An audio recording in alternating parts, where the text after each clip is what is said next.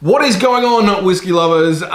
First off, thank you to everybody that has subscribed to this channel. We got over 250 the other week. I haven't done a video since then. I think we're at 258 or 59 at the moment. So thank you to everybody that has subscribed, given me a thumbs up on these videos and made a comment as well. Said I've only been doing these for a short amount of time, so to have kind of 250 plus people jumping on, which is awesome for a guy that has just a little bit more knowledge than just your very basic when it comes to whiskey. As I said, I'm definitely no expert, so it means a lot that you guys are coming along my journey discovering awesome whiskeys.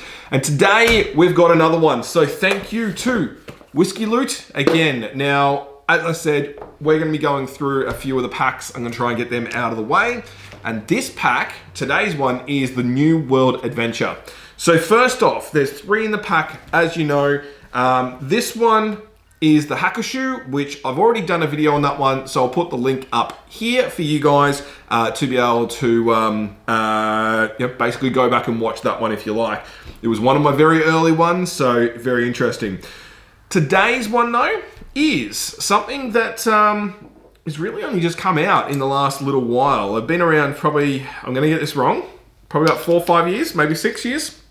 And this one is the Milk and Honey Distillery, the classic single malt.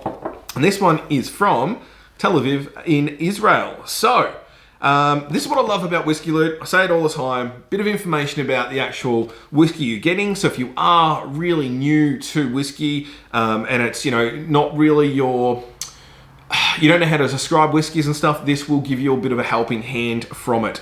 So, Milk and Honey Distillery is located in Tel Aviv, where temperatures can go as high as 40 degrees. This is why despite the classic single malt only being matured for 4 years, it tastes much more mature.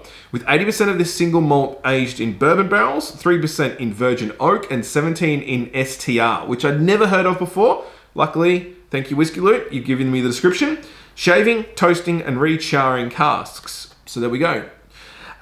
This is a whiskey that has bags of flavor, as suggested by the distillery. A little water brings the best out of the whiskey. So we have a bit of water here, and we got the dropper.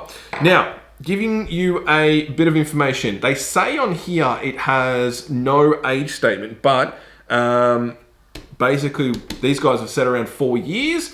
It is 46% up, so it's a good strength, pretty nice, about what I really like as well.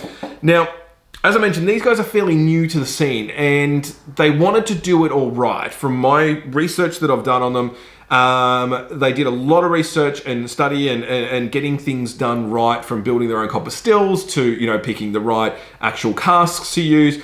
But they actually hired someone that you may have heard the name before, you may not have. If you haven't, go Google him. His name is Dr. Jim Swan, and unfortunately it's the late Dr. Jim Swan. He is basically the Einstein of whiskey, is his kind of nickname.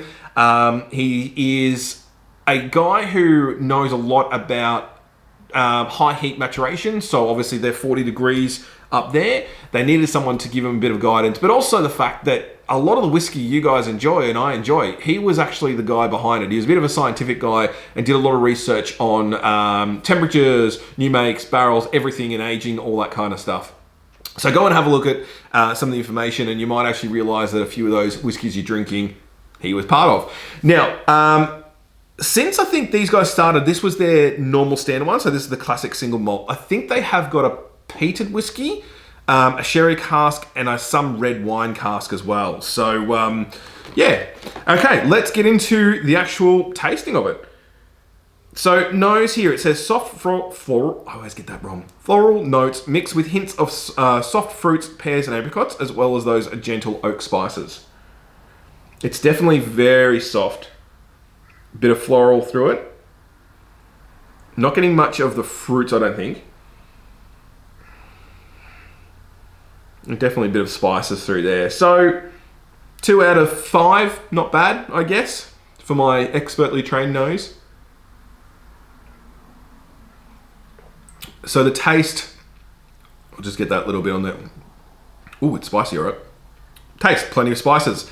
Nutmeg, star anise, and cloves that offset some sharper citrus fruit notes and a gentle honey sweetness. So let me go again, because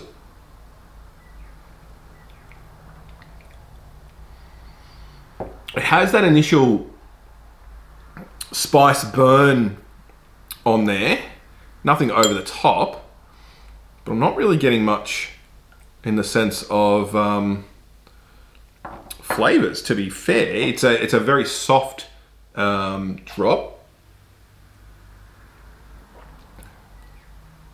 Wow. Okay. That has really opened that up. The amount of oil in that is insane. Wow. Okay, so they're suggesting it without or with water. I'm actually suggesting it. No, sorry, they're suggesting it with water. I'm suggesting it maybe without water, but let me try again because that's very, very, very different and very much more of that alcohol burn.